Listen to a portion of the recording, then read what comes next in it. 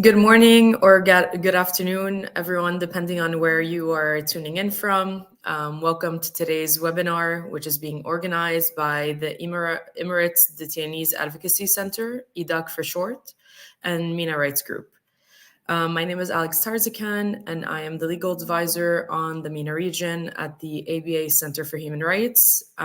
Anything that is discussed today represents my personal views and does not represent the views of my organization.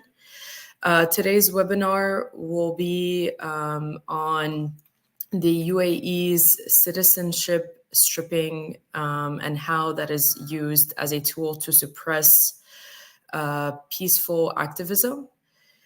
In 2011, the UAE authorities, for the first time, revoked the citizenship of 7 peaceful human rights activists known as the UAE 7, and this was followed by a campaign of mass arrests in 2012 against civil society who signed a petition asking for democratic reforms. Since then, civic space in the UAE has been practically non-existent. Today marks a significant date. It marks the 11-year anniversary of the UAE 94 verdict.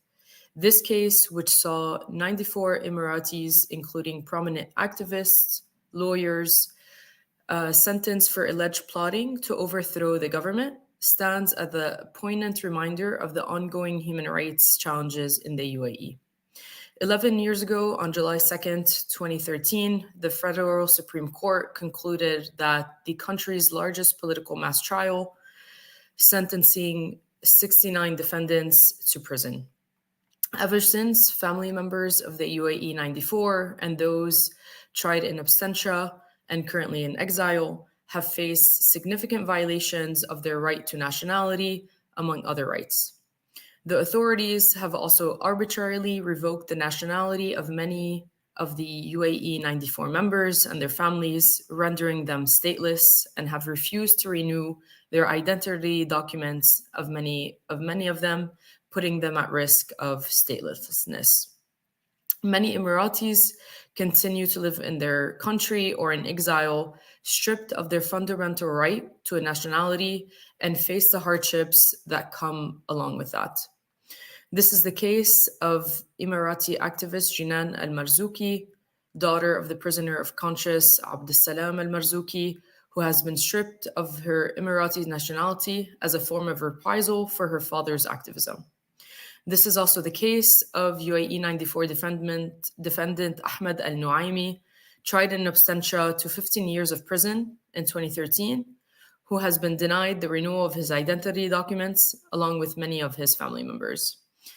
Additionally, in just 8 days, we will also witness the UAE 84 verdict, a case against at least 84 Emiratis for abusive terrorism charges, which further highlights the persistence of these issues. Over the past decade, the UAE has systematically used citizenship stripping and denial of identity documents renewal as tools of political control and repression. These measures have targeted activists, critics, and their families, effectively rendering many stateless and denying them basic rights and protections. We're honored to have a distinguished set of panelists and affected individuals with us here today that I'll introduce by order. First, we have Jinan al-Marzouki, Emirati human rights activist and daughter of UAE 94 prisoner of conscience Abdessalam al-Marzouki, who had her Emirati citizenship stripped as a form of reprisal for her father's activism. Ahmed al-Nuaimi, Emirati human rights activist and journalist, who was tried in absentia in the UAE 94 trial and is currently being tried in absentia in the UAE 84 trial. Zahra al-Barazi, independent expert on statelessness, specializing in the MENA region. And last but not least, Estelle Alman, legal fellow at MENA Rights Group, who has authored a forthcoming report on the practice of citizenship stripping in the UAE. The objective of today's webinar is to explore the legal and human rights dimensions of citizenship stripping, share and hear personal testimonies, and discuss avenues for accountability and advocacy. This webinar will explore the human rights implications of citizenship stripping and the denial of identity documents renewal as a form of repression, And we will, in the chat, include a link in conjunction with this webinar to a briefing note that Media Rights Group has launched today on the topic of citizenship stripping in the UAE, which will allow you to further dive deeper into these issues. And that will be included at some point in the chat. So the first set of questions will focus on setting the scene and the legal framework. I'll first be turning to you, Zahra. Could you please give us an overview of what the concept of statelessness actually means and what the international legal framework surrounding the right of nationality is? Yes, thank you very much for introducing, and I'm glad I get the opportunity to kind of, I guess, set the context a bit in terms of what we're about to talk about, where that fits in the international legal framework. So to start off, there's really a plethora of regulations, legislations in the international legal sphere that talk about nationality and talk about statelessness. Fundamentally, I just wanted to start off by saying that the right to nationality is a fundamental human right in and of itself. And it really implies the right of every individual to acquire a nationality, to change a nationality even, and most importantly here, to retain a nationality. If we go back in time, there's something that we call the 1930 Hague Convention, and that states that it's an international convention that states that every state has the right to decide who their nationals are, but that right is not absolute for states. So often we hear the argument by states that we're sovereign and we have the right to choose who it is and who isn't our national. But it's really important to note that the convention says that right isn't absolute. But rather that states must comply with other human rights obligations when they're looking at granting and taking away nationality. So, for example, core to that limitation would be what we call the prohibition of arbitrary deprivation. It's very important to think of arbitrary deprivation here of nationality. Also, states are under obligation to prevent statelessness. They're under obligation to prohibit discrimination on protected grounds between nationals. If we only look at the Universal Declaration of Human Rights, that talks about the right to nationality. If we look at the Convention on Child's Rights, that talks about every child has a right to access a nationality. If we look at the Convention of Child Rights in Islam, there has an article there that talks about every child has the right to access a nationality and have their nationality determined. If we look at the Arab Charter on human rights, that talks about the fact that everybody has the right to nationality and not to be arbitrarily deprived of their nationality.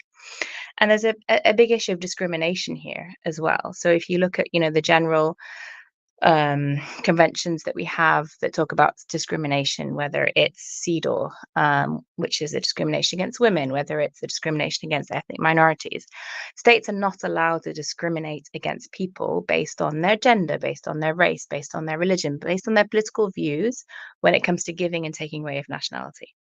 And it's not just a general kind of feeling, it's specifically in these conventions talk about the fact that you're not allowed to discriminate on issues of nationality when it comes to these grounds. So states are allowed to give and take away nationality as they please when it abides by all their other obligations under international law.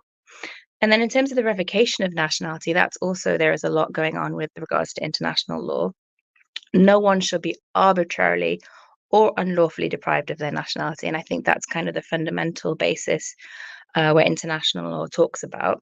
The ability of states to deprive individuals of their nationality is limited by various international. So it's not that they can never do it, but it's limited. It has to be done under certain circumstances. If we look at the International Convention on Statelessness, so there's two conventions on statelessness. The UAE is not party to either, but it does set customary law. It sets what states should be doing with regards to deprivation of nationality, and it can only be done in really limited circumstances. For example, if the person obtained nationality through fraud, etc. So the limitations of where you can and cannot deprive are very limited. There are certain circumstances which is really debated among scholars where you can take a nationality off someone, for example, if they have been disloyal to a state. But what that means, the state really has to express very specifically what that means, and it has to have asked for exemptions to be able to do that.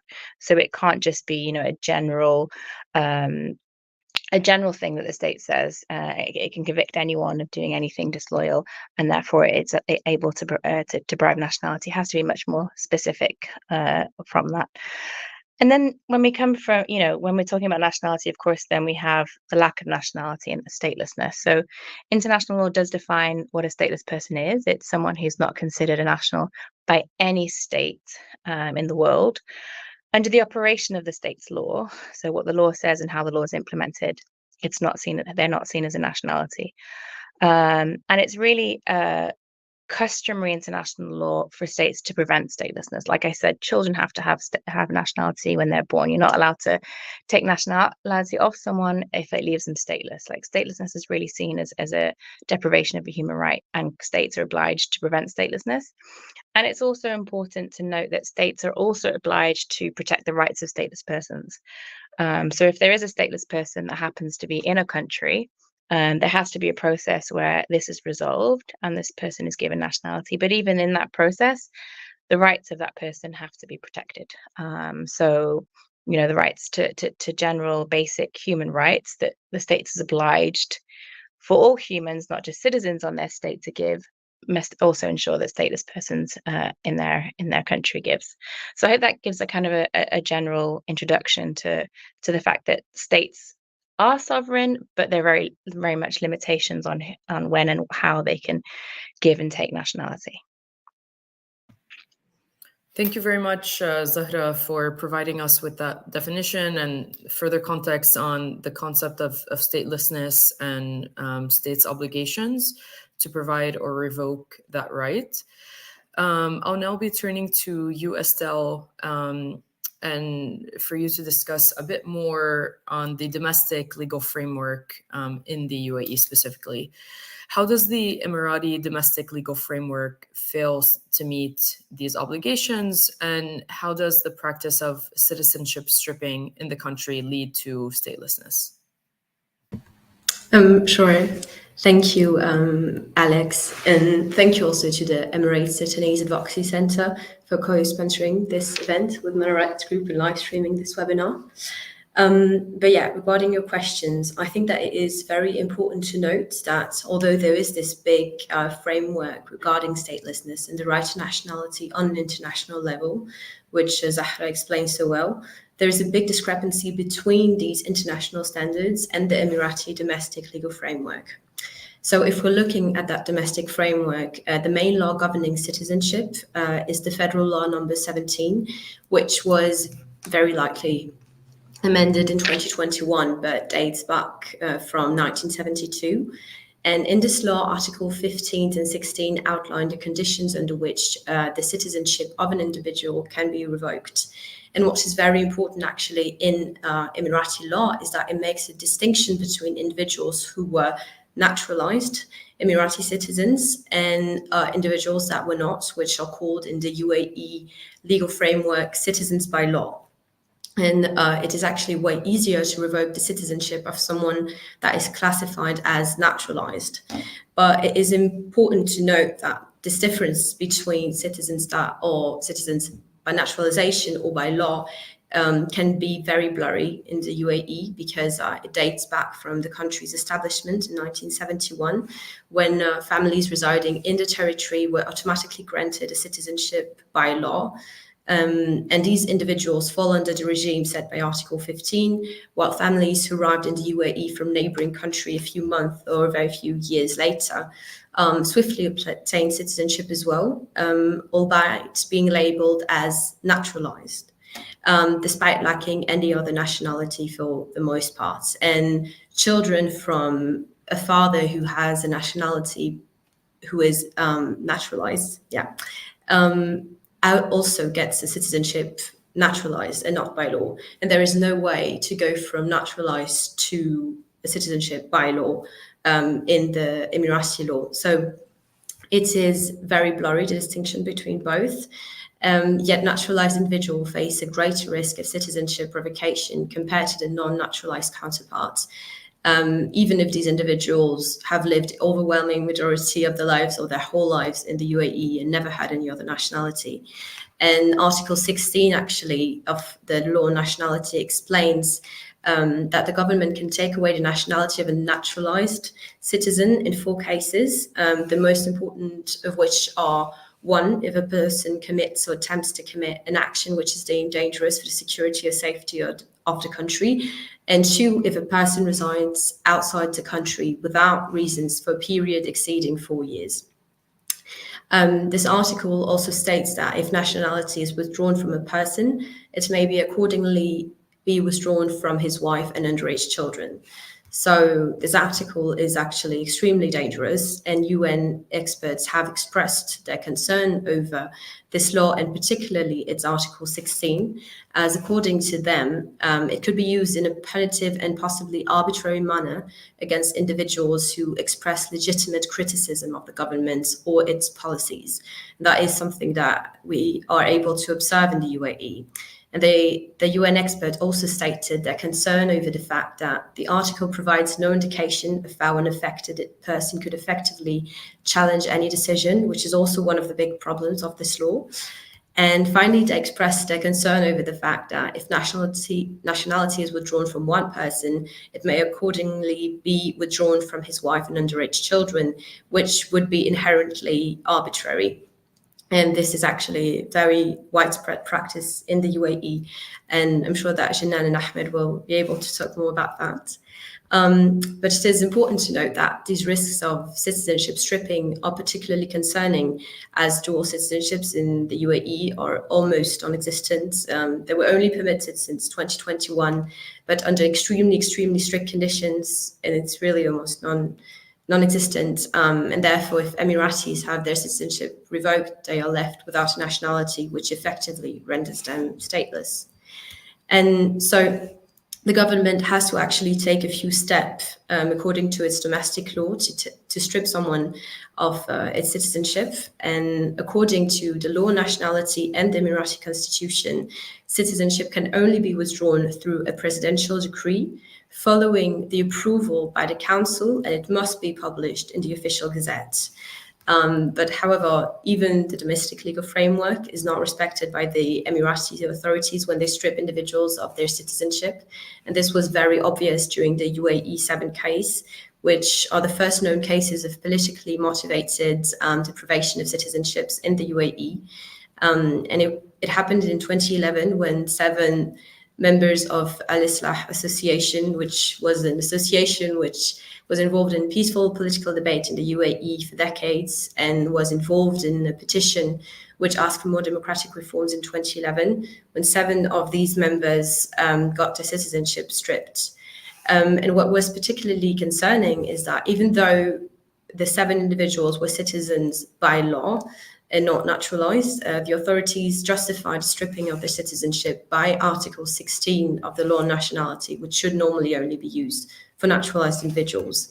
They also never got any official decree of the stripping of their citizenship, nor was it published in the official gazette, which is also a widespread practice in the UAE. And despite the repeated requests for a copy of the presidential decree, they never received any. So they initiated a lawsuit with the help of the lawyer Mohammed Al-Rakan in March 2012.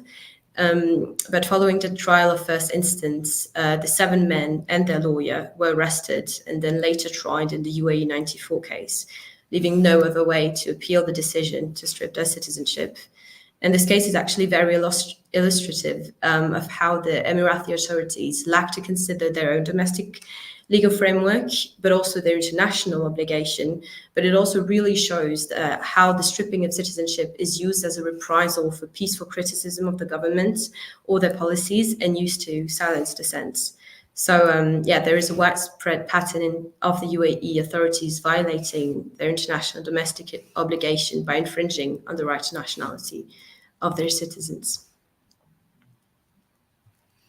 Thank you so much, Estelle, for that domestic legal background. I found it interesting that naturalized individuals are the ones that face a higher risk of losing their citizenship compared to their non-naturalized counterparts, which is striking, even if they have spent the majority of their lives in the UAE and never held any other kind of passport or other nationality. In the second round of questions that we'll now turn to next, we'll be discussing practical examples of different violations that have occurred.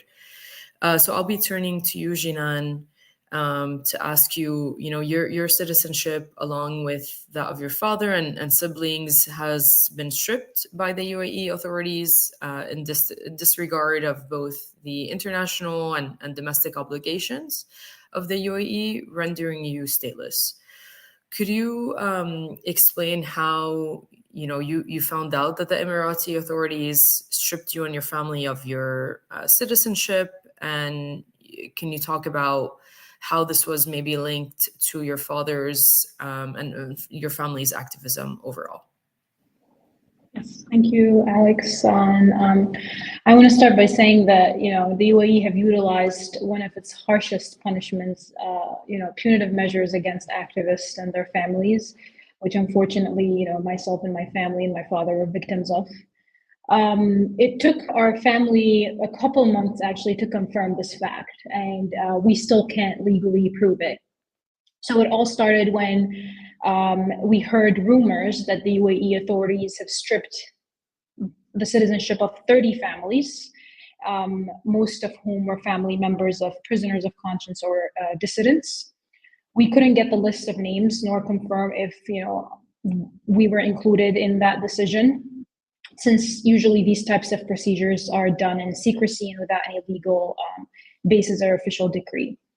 However, shortly after that, certain incidents made us suspect that we were included in that decision. So at that time, which was late 2016, I had just arrived with my siblings and my mom to the US for medical treatment. A couple of months after arrival, and even before we had even started the treatment plan, we received a call from the consulate telling us that our treatment, or my brother's treatment, was terminated and that we had to return to the UAE.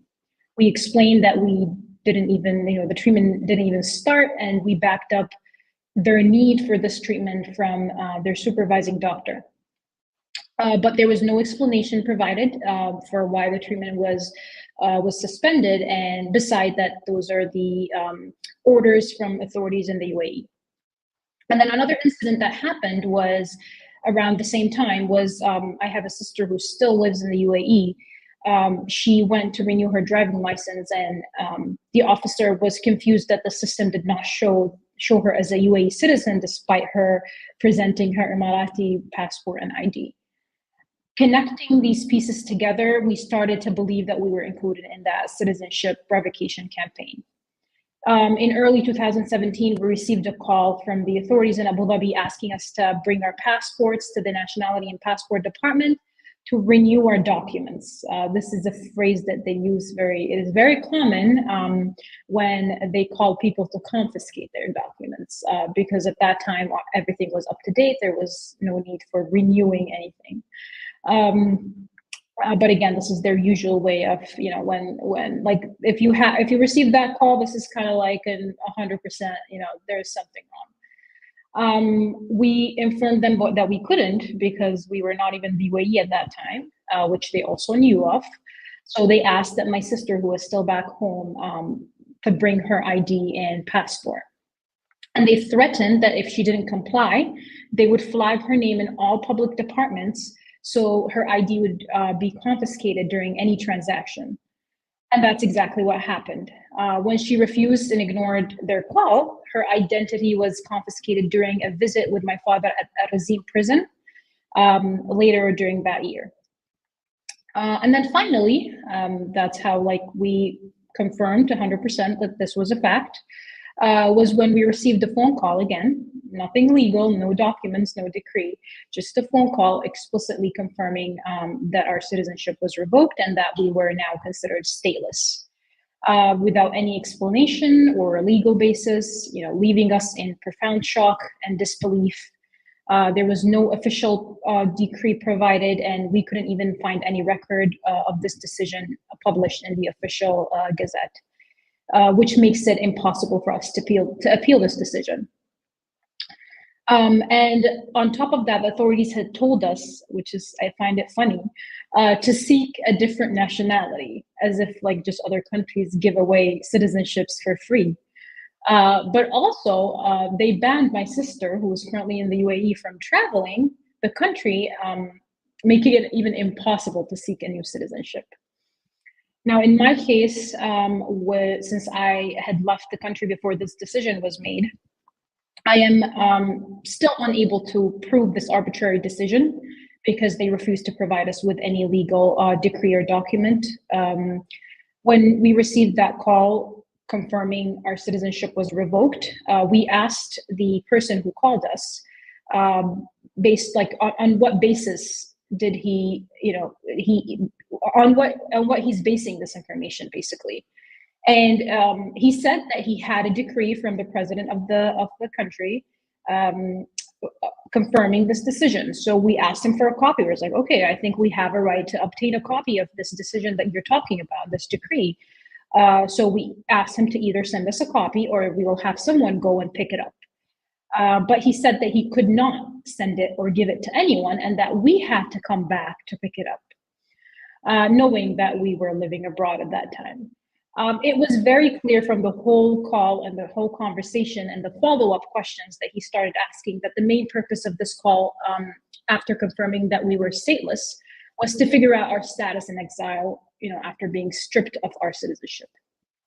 Now, this punitive action was directly linked to my father's activism in the first place, but also to our family's outspoken stance on human rights. My father has been a prisoner of conscience, and as you mentioned, Alex, today marks the 11th anniversary of the verdict when he was sentenced to 10 years in prison. And in less than 10 days, we are awaiting the second verdict for the new unfair trial known as UAE 84. As if, imprisoning my father unjustly for 10 years, then keeping him for 2 additional years, and now retrying him is not enough of a punishment. Our citizenship was revoked as a reprisal for his activism. This serves as a clear message to silence us and deter others from similar activism and dissent.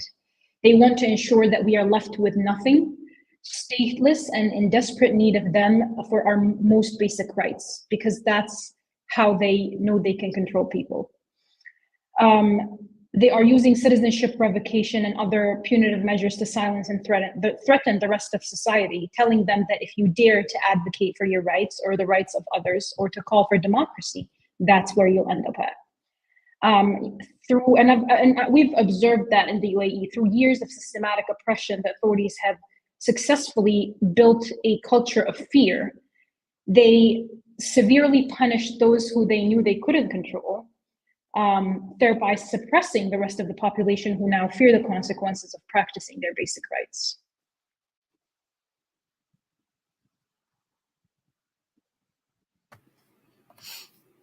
Thank you so much, Jinan, for sharing about your personal experience and your story. The experience that you had to undergo, I think, is a powerful testament to the human rights impact of the UAE's policies and definitely underscores the urgency and gravity of addressing citizenship stripping in the UAE. I'll now be turning to you, Ahmed. You're a member of the UAE 94, and you've been tried in absentia and sentenced for exercising your right to freedom of expression. Since then, the UAE authorities have prevented you from renewing any of your identity documents and from performing any administrative tasks. On what grounds are they preventing you from renewing these documents? And are all the other UAE 94 defendants concerned by these practices?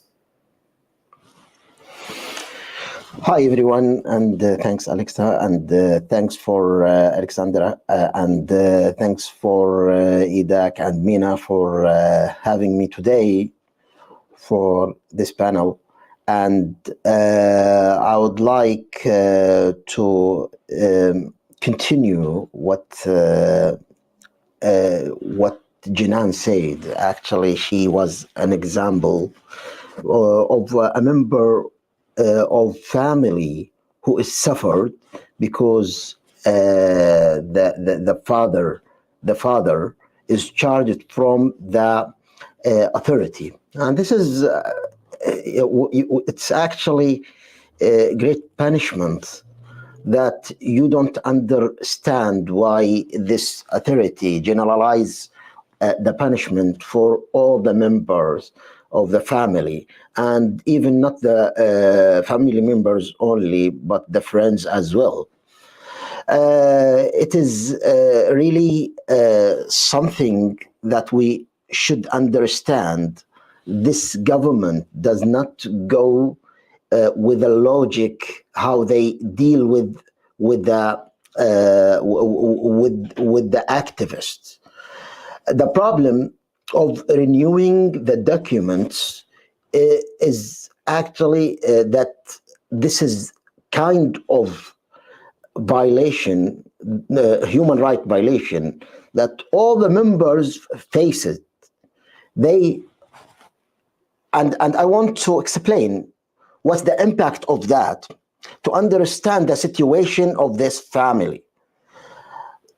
If you don't have the authority to renew your documents, especially in the United Arab Emirates, if you don't have your passport, you can't do anything at all. And you can see that the first step that they started with Jinan family, they started with that, not renewing their documents. Then they revoked their citizenship. But that actually frees all your activity or your life, because one of the example that one of the family, they have a new baby born, and when they went to register him, just to register him and have the birth certificate, they refused that. The mom does not have a passport with her. She was trying to renew the passport, but they even did not return the passport for her. So you can see that how can I identify my baby? Now, another thing that you can face it, if you have your children as well and they are sick, and you go to the hospital and they see that your health card is not renewed, they ask you for your passport as well, and you can't renew it. So you can't have even health care. You can't register your children in the schools because of that. So you can see how that extent and the impact of not renewing your passport, just only your passport or any documents, can affect your life. And this punishment, this kind of punishment, when you talk about the legal base, it's illegal. It's illegal because those people, if you want to punish the person who went through the trial, if you actually have problem with this activist, you can't extend that for their family. But how did that happen? That happened because the authority give a full power for the state's security department, which they can play with the all the legal, even with the constitution. They don't care about anything. If it's in the constitution, if it's in the legal base, there is no problem with that. They can break anything. And as Jinan mentioned, when you try to get any proof from them, give me a paper that I don't have a citizenship. Give me a paper that you refuse to renew my passport. You can't get anything. You can't get any documents of that. They don't want to show that they break the law, and they have a real human right violation. But this authority give all the power of that State Department. I mean, I'm in the Security State Department. They can do whatever they want to do. You can't imagine how that can extend. If you are a wife of one of activists in the jail, he's in the prison, you can't renew your passport except when you ask for divorce. When you divorce your husband, your spouse, it's actually they break everything. They have no law, no values, no principle at all dealing with the families. How can that? What's the impact of that? I think every individual person who was affected with this problem and who is the authority punish them, they lose the trust on this authority, on their countries. And that's what we don't want to have it, but they do it. And they don't care about the country.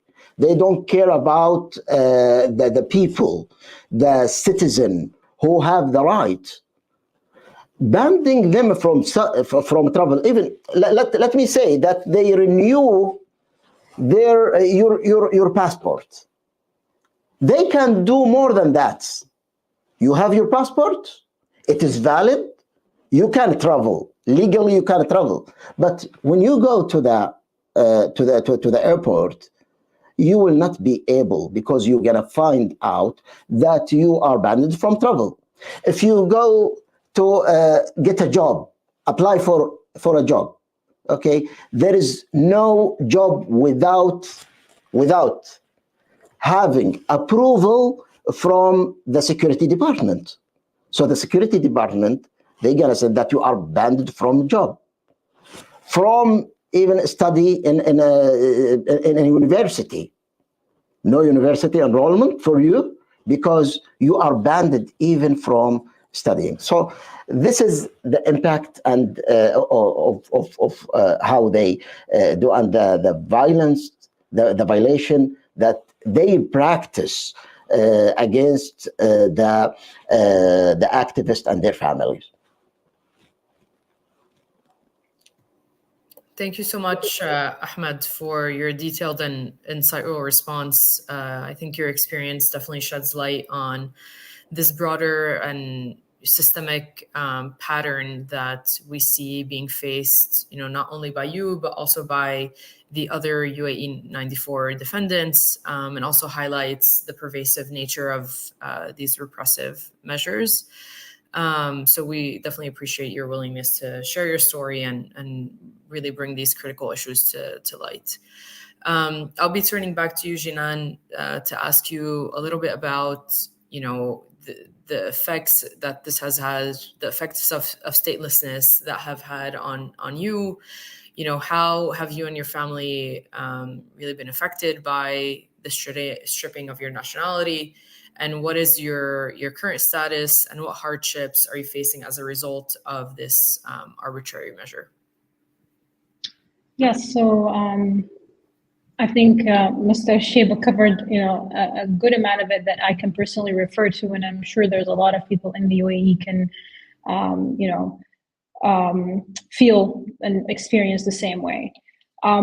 Obviously, the revocation of our citizenship has had a devastating effect on, my family. I can talk about my family, my personal experience. I guess, first of all, it just leaves you vulnerable, living in a limbo without any legal documents to prove your existence or protect your rights. This has stripped us of our basic human and national rights, including, like Mr. Sheba said, the right to work, education, healthcare, freedom of movement. An example that I gave earlier was my brothers who were denied their right of treatment And then I have my sister who is currently in the UAE, faces extreme hardship. I mean, you can imagine she's, first of all, banned from traveling, so she can't even leave and seek out a different citizenship. She cannot perform any simple transaction. She cannot receive any governmental services or apply for a job because she lacks any form of valid identification. It affects every aspect of your life. Her daily life is a struggle, living under constant surveillance and control and deprived basic rights and freedoms. If she wanna, get one thing done, she has to go through a million layers and beg people to give her an exception.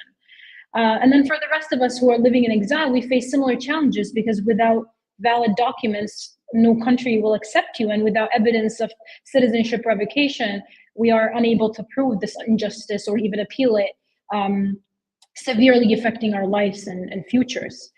And you would think that they would stop there, but they don't. Yes, we talked about them even targeting direct family members, but we are seeing that they are even going beyond immediate family members, extended families, people who they just suspect that if they left, they have some sort of empathy towards prisoners of conscience, and then this includes newborns, like Mr. Shiva said, elderly, whole family, entire families are affected, denying them of access to their basic rights. And I want to emphasize again that these families are not involved in human rights advocacy or activism whatsoever. It's just that the aim is to maintain control and leaving countless family in a state of perpetual insecurity and deprivation. So I do want to add that I feel like this, it is very clear that this is an arbitrary measure and a clear violation of international and international laws and norms, emphasizing the critical need for international intervention and support. And I hope this would be one of those means, but we need to, we need concrete actions to document those cases, halt and prevent such arbitrary procedures as they pose, as we can see, a significant threat to basic human rights. And we need to increase awareness, essentially, and then alongside with robust protections for victims and accountability measure to hold the UAE responsible for violating those international laws and to pressure them to restore the victims' citizenship rights, starting by those who are within the borders of the UAE, because those are the ones I think that are mainly and mostly impacted, and then obviously everyone else. Yeah, thank you very much, Jinan. I think these issues are often not discussed enough. So I think it's a great opportunity that we have here to really convene and raise awareness on these important issues, not only on how citizenship stripping is impacting those living inside the country, but also those living in exile. I'll be turning to you, Zahra, to ask you if you could identify some common patterns in how statelessness is affecting people throughout the Gulf and the MENA region more generally. Thank you. Yeah, and first of all, I mean, it's kind of difficult to speak after Ahmed and Jinan spoke of their personal issues and their family issues. But I think what I wanted to add to that, unfortunately, we are seeing, not just in the Gulf, but worldwide, not just in the MENA region, an increase in cases of revocation of nationality. That is something that is happening. And in the MENA region as well, those who have experienced revocation of nationality and stateless people more generally, the exact number is unknown. We don't know how many, and people are stateless for a variety of reasons in this region. And kind of the point I want to highlight is some of the issues that stateless persons are faced with. What we don't want is this to become intergenerational, because we've seen cases in other parts of the region where, you know, revocation of a group or a community has happened, and because no action was taken, this has become intergenerational. Now you're seeing the great grandchildren who are still remain stateless, and where these challenges are become even more problematic after generations and generations. So I think that's kind of what really needs to be highlighted in the particular case of revocation of nationality. So, you know, a lot of the things that Janan says and Ahmed across the region, I think what was spoke about, even though, I mean, it doesn't matter how much of an activist you are, you shouldn't have, it's irrelevant to your nationality. Even if you're a criminal, it's irrelevant to your nationality status. I think that's a really important thing to highlight. If you're a human rights activist, if you're a criminal, if you're a murderer, it doesn't matter what you are, we shouldn't be connecting anything with nationality. And the reason why this is happening and why families are being affected is exactly what's been said, is to create fear and suppression. And therefore, one of the biggest human rights that are affected, and not just these families, but in whole communities, is freedom of expression. Because people will no longer, and you know, we see it over and over again in the country, in the region, when this starts to happen, when human rights activists who maybe, you know, aren't even connected on theme or issue, when they see this happen, they will stop speaking out. They will stop talking about, you know, human rights abuses. They will stop critiquing policies, etc. So that's one of the kind of effects that have on the more broader community. And of course, how statelessness affects people differs between individuals, between families, between communities. But generally, you know, you really are faced with the issue where you have no access to rights, because it is that nationality that gives you access to rights, especially in a country which has revoked your nationality arbitrarily. They're unlikely to therefore be protecting your rights. And that could be access to work, it could be access to education, sometimes higher education specifically, stateless persons are excluded from. Access to public health care, which can be hugely problematic for stateless persons, but even things that people don't even think about very often. For example, marriage. It's very difficult to get married to people if you don't have a nationality, because, you know, people don't want to necessarily marry you because of the problems that we'll face, because you can't actually legally get married, and then if you have children, you can't legally give them your nationality. So just a simple thing of getting married, of having children, of forming a family life, that can be hugely affected by not having nationality. Inheritance. So if you have family members who have property, who have land, who have anything, and you don't have a nationality, you don't have, you know, anything that can really ultimately identify who you are and what your legal status is, you may not be able to get inherit anything, and often that can cause maybe even familiar problems.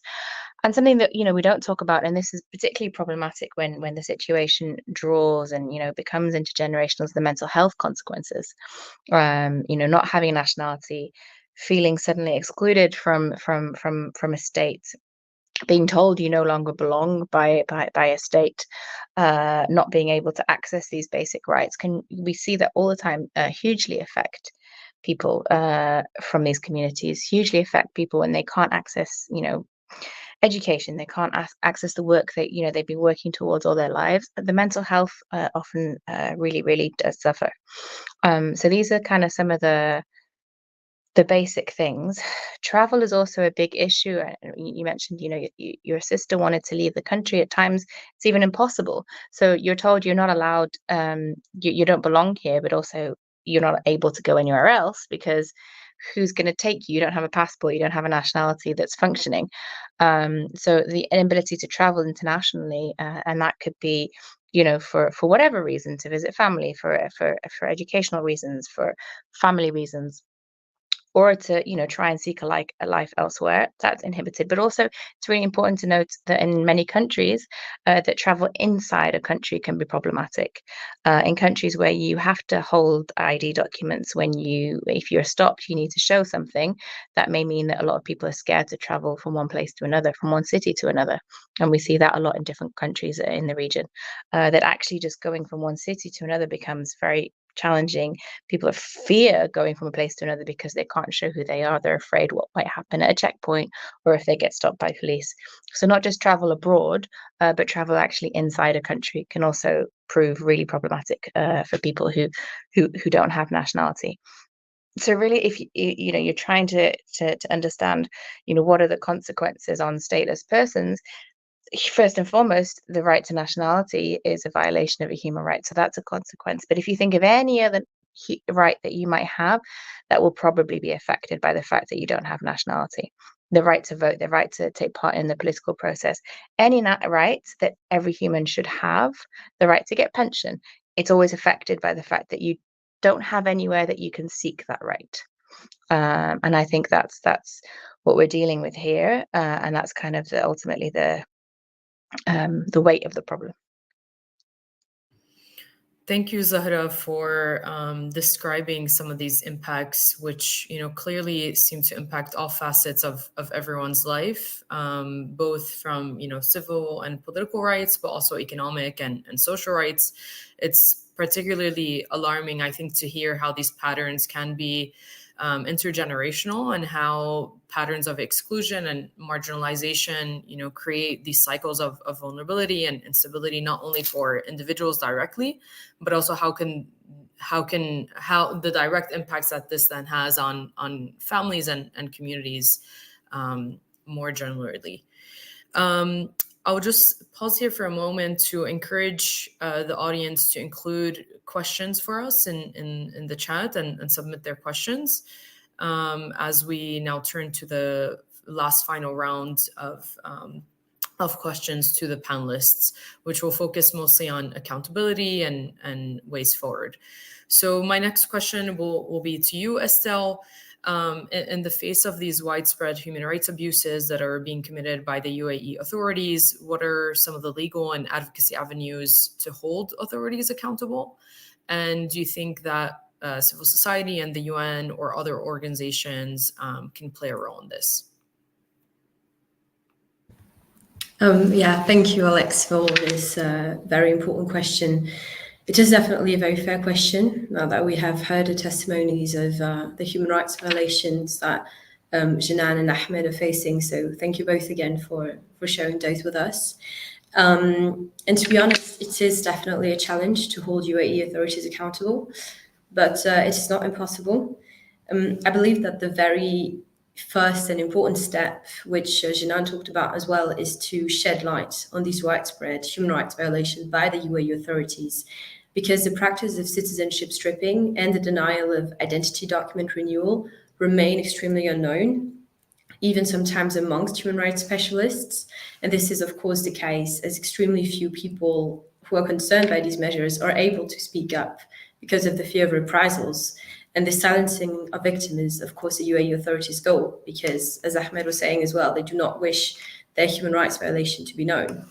The first avenue is therefore to raise awareness on these abuses, and Emirati NGOs or international NGOs in collaboration with Emirati civil society and Emirati activists can document and report these abuses, which then essentially provides data and personal testimonies to bring international attention to these violations. Then these case documentation or research can be built into reports or simply made publicly available through social media advocacy. And the goal is really to raise the international awareness and potentially leverage global networks of support, as well as keep pressure on UAE authorities. And then civil society, and in particular NGOs, can also form advocacy groups that can have discussions with government officials regarding the widespread use of citizenship stripping and denial of ID renewal in the UAE. And through discussions, the goal is really to push states to mention these violations during their interactions with UAE officials and to promote the UAE authorities to stop doing those. Of course, this shouldn't only be done for the UAE, but for these violations, it would be also a very interesting avenue, because this diplomatic pressure for the UAE, their image is extremely important. And so diplomatic pressure could work particularly well for this country. And so this is really an avenue that should be used and reused to talk with diplomats about the ongoing violations. And then on a more legal aspect, what we can do as NGOs is to write communications to the UN on behalf of victims about these widespread practices. Most relevant to this case would be the UN special procedures, by writing communication to the Special Rapporteur on Human Rights Offenders, for instance, and the Special Rapporteur on Minority Issues, who is competent for matters of statelessness. And in these communications, the goal is to really write the testimonies of victims and to then make a legal argument explaining how they are violating human rights. And then the UAE government should reply. And by replying, the UAE government needs to acknowledge the stateless status of a person. And that can already be very, very helpful for victims, as Janan has said. And this was notably the case in 2016, when special procedures wrote a communication on the citizenship stripping of the children of Mohammed al-Siddiq, who is one of the UAE 7. And then additionally, as these communications, as well as the state's replies, are made public, it adds to the public documentation of these violations. And we believe that it is always a positive step when a state is forced to justify its action to someone else, because this already makes them accountable. So this avenue is definitely one that we are exploring right now. And so, yeah, all of these avenues amount to pressure. And this is what we want, and this is what we need. As long as the UAE is pressured, it is being held accountable for their actions. And we need them to be accountable for there to be a way forward and a way for change. Therefore, yeah, while holding the UAE authorities accountable for human rights abuses is very challenging, this combination of legal action and advocacy can help at least expose abuses, support victims, and push accountability at the international level. We have a lot of work ahead of us, but thank you, Estelle, for providing us with some examples on the best ways to try and begin and address some of these issues. My last question will be to you, Ahmed. What are the expectations, do you think, of Emirati civil society in light of all of this discussion?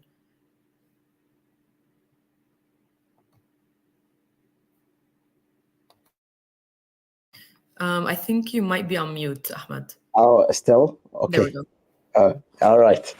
First of all, let me say that I'm embarrassed with what Estelle and Zahra mentioned. They are aware about many things in our issue. I appreciate that they know maybe many details that a lot of people do not know. And this is really show us that there are people actually, they feel responsibility on the human rights everywhere, especially today in the United Arab Emirates. Really, it is very important to think about the civil society. And nowadays, we can say there is no civil society. This is the fact in the United Arab Emirates. There is no civil society at all. And when we talk about the institutions that we heard about, like the Human Rights Institution in the United Arab Emirates, it's under the government, and the authority control everything, even hiring people in these institutions. We had civil society. We used to have many associations where they could talk at least about the problems, and even if they have something to develop in the United Arab Emirates in our country, and that's what we like, and that's what the task and what the civil society institution wants. I can give an example, like the Jurists Association, Jurist Association, which we know the people who established that. One of them, Dr. Muhammad al-Rukn and Dr. Muhammad al-Mansouri, they are jailed and they are facing, we can say now, we don't know in the 10th of this month what will happen. As we know, they are facing a new trial it can reach death penalty. Okay, and they were activists in this in the civil society. We understand from our issue today that the Emirati authorities, they don't want to have civil society. That's why all the people of the Islah group and like Ahmed Mansour and like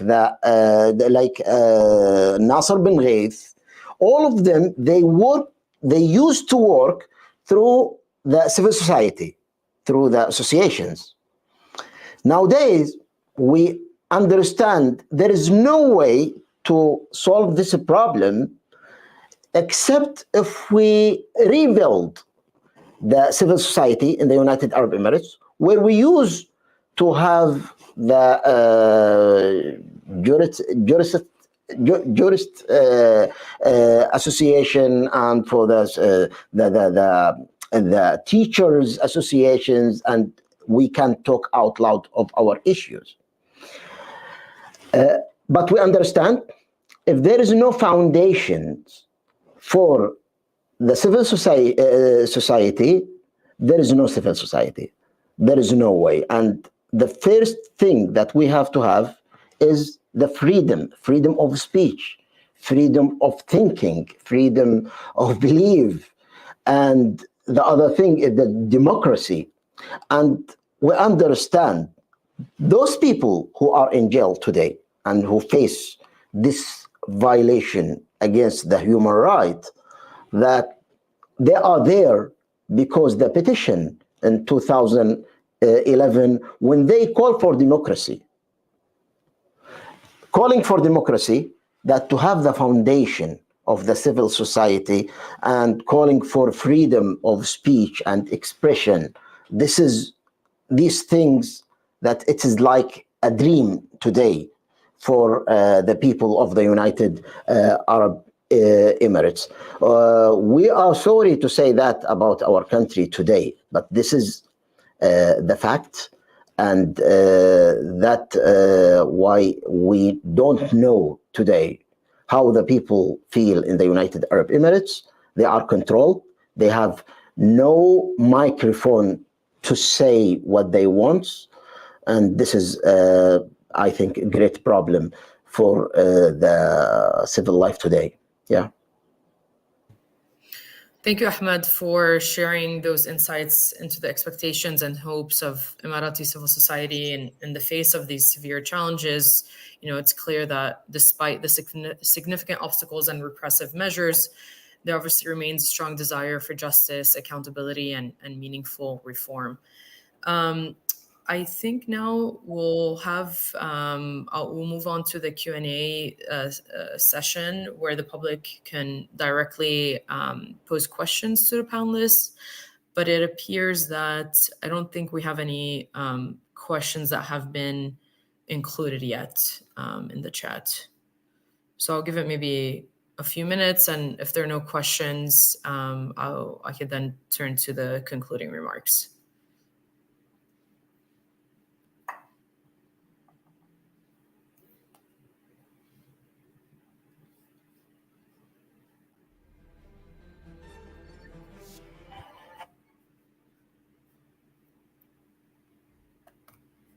All right. Well, if there are no questions, then, you know, just to summarize and recap our discussion, what we've seen today is that the right to a nationality is a fundamental human right recognized under international law, and it encompasses the inherent right of every individual to belong to a particular state.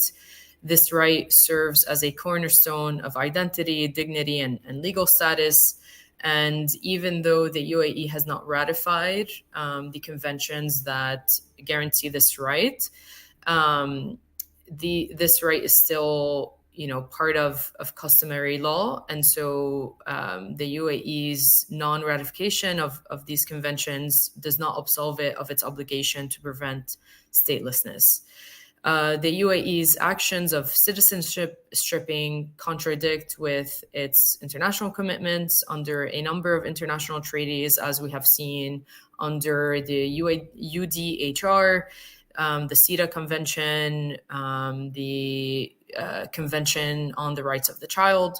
And they also violate international customary law, which prohibits arbitrary deprivation of nationality and mandates the prevention of statelessness. And furthermore, these practices run counter to the UAE's domestic legal framework, as well as authorities disregard their own legislation. Jinan and Ahmed's testimonies emphasize the extensive reach of these punitive actions and their profound impact on the lives of not only those directly targeted, but also of their families and broader communities. The individuals affected by these measures end up leaving left in a state of legal limbo without recourse for appeal, leading to profound consequences on a number of their human rights. These include the right to nationality, as well as rights such as family life, freedom of movement, education, the highest attainable standard of health, their mental health, freedom of expression and association, among others. And moreover, these measures also have significant implications for numerous facets of one's life. It is clear that the UAE authorities are using these tactics as a means to suppress any form of dissent and as a means of controlling the narrative within the country. And so in order for us to move forward, some ways forward include raising awareness on these violations, documenting these cases, amplifying them to the international level, leveraging global networks of support, and finding ways to put pressure on UAE authorities and other MENA countries more generally that are also using these repressive tactics. And so as we conclude this webinar, I want to extend my heartfelt thanks to IDAC and MENA Rights Group and to our panelists for their invaluable insights, and to all of those participating and attending today. The discussions today highlight the urgent need for continued advocacy and action to address citizenship stripping and to ensure human rights are upheld in the UAE and beyond. Please be sure to check out the published briefing note on this issue in order to learn more. And thank you once again to all of you, and let us continue working towards justice and human rights for all. Thank you.